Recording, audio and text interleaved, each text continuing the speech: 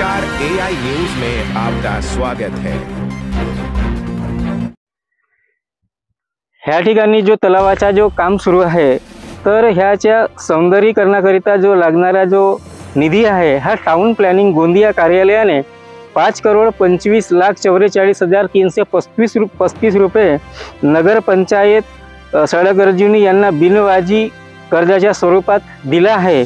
आणि हा निधी नगर पंचायत यांना दरवर्षी 10,88,000 रुपये, तर प्रत्येक महिन्याला 90,660 रुपये एवढा निधी हा त्यांच्या जो टाउन प्लॅनिंग गोंदिया कार्यालय आहे ह्या ठिकाणी त्यांना जमा करायचा आहे। तर ह्या ठिकाणी काम सुरू असताना सुद्धा कोणत्याही पद्धतीचा ह्या ठिकाणी फलक लावला नाही आहे आणि कोणताही काम सुरू करायचं आहे तर शासनाच्या नियमानुसार त्या ठिकाणी त्या जागेवर हा फलक लावणे बंधनकारक आहे। तुम्ही बघू शकता की हा जो तलाव आहे, ह्या तलावाच्या सौंदर्यीकरणासाठी जो लागणारा जो पैसा आहे, ह्या शासनाने जो दिलेला पैसा आहे, तर कुठेतरी ह्या सौंदर्यीकरणाच्या कामासाठी व्यवस्थित हा खर्च झाला पाहिजे। आणि ह्या ठिकाणी गावातील जे सुजाण नागरिक आहेत त्यांचं असं म्हणणं आहे की खरोखरच सडक अर्जुनी ह्या शहरामध्ये अशा पद्धतीचा जो बोजवारा वाजवण्यात येत आहे, तर कुठेतरी चिंतेची बाब त्यांच्या लक्षामध्ये दिसून आली आणि त्यावरून त्यांच्या मनामध्ये हे जे काम आहे हे कुठेतरी खटकत आहे।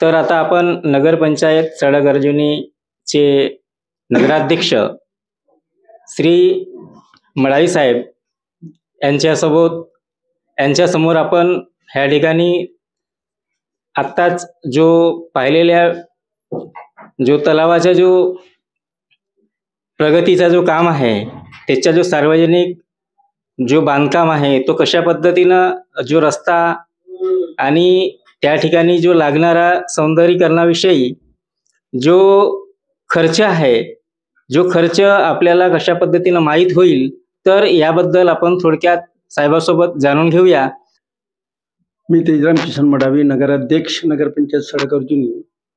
आपण विचारलेल्या माहितीप्रमाणे सडक अर्जुनी नगरामध्ये आता एक मोठा तळा आहे, जवळजवळ तो 8 एकरचा तळा आहे आणि त्याच्या आपलं सौंदर्यीकरण सुरू आहे। आणि त्या सौंदर्यीकरण यांची निधी वगैरे जी आहे ती आपल्या टाउन प्लॅनिंग नगर रचनाकारकडून उपलब्ध झालेली आहे, त्यांच्याकडून मंजूर झालेली निधी आहे आणि त्या निधीमध्ये करत आहोत। आता ती निधी जी आपल्याला उपलब्ध झालेली आहे ते 5.25 वगैरेची निधी आहे।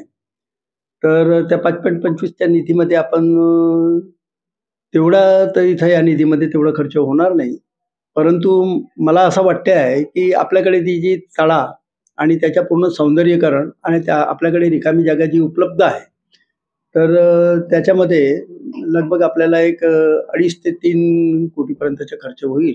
उर्वरित काम हा सेव्हिंग होऊन जाईल। त्याच्यानंतर आपला दुसरा प्रश्न आहे सर, मी काय म्हणत आहे की नगरपंचायत येथील ग्रामस्थ असे म्हणतायत की ह्या जो तलावाच्या जो कामाला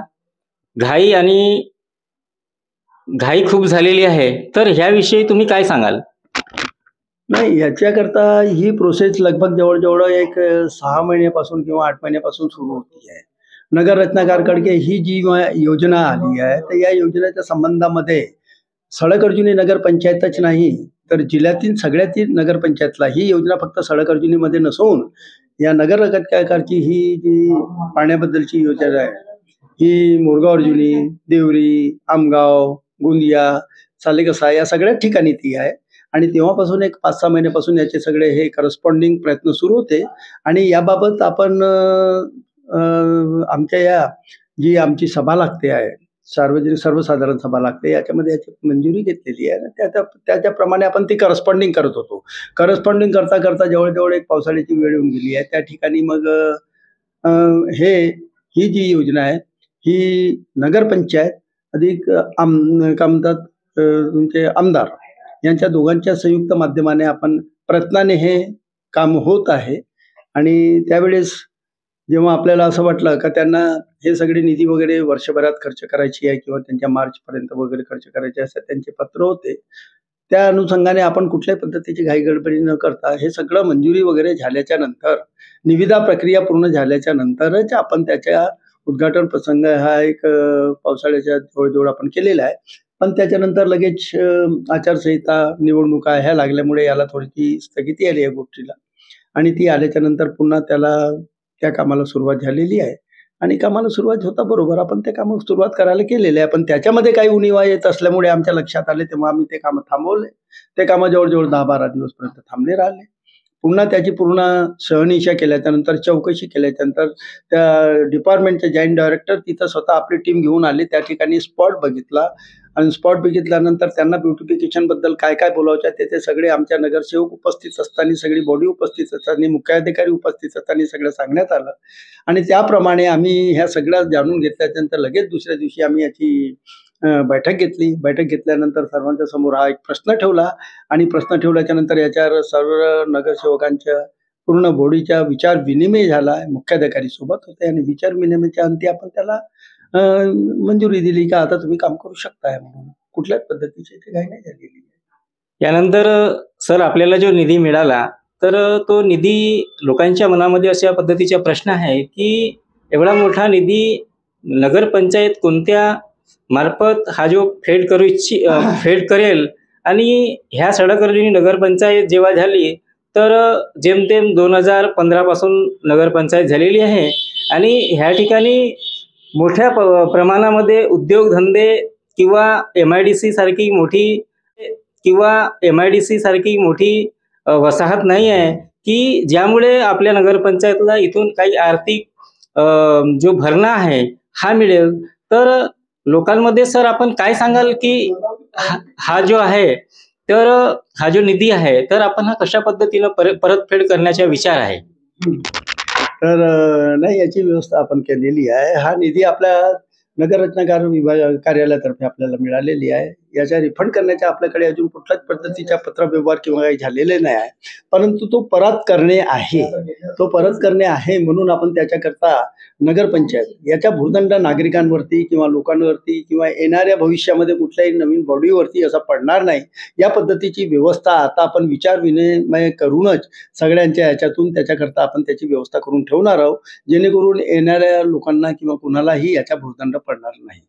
आणि सध्या आपल्याकडे कुठलाही पत्र व्यवहार नसल्यामुळे किंवा आपण हे पुढच्याच महिन्यात केलं पाहिजे, काम झाल्याबरोबरच केलं पाहिजे असं काही असल्यामुळे आता त्यात तेवढी काही काळजी लागली नाही. पुन्हा शासनाचा पैसा आहे, शासनाचा पैसा शासनाला दिलेला आहे. 50 वर्षानंतरची गोष्ट आहे. त्यावेळेस याची व्हॅल्यू आपली 5 करोडची आपल्याला जवळ 5 लाखच राहणार आहे. असे काही खूप हे होणार नाही. पण त्यातल्या त्यात एवढी मोठी निधी आम्ही सगळी इस्टिमेट वगैरे किंवा त्यांच्या कामाच्या वर्किंग किंवा तिथं काय काय ब्युटिफिकेशनमध्ये होणार आहे ह्या सगळं बघितल्याच्या नंतर असं वाटत नाही की तेवढी निधी तिथं खर्च होईल. बरीचशी निधी ही सेव्हिंग राहू शकते, राहील.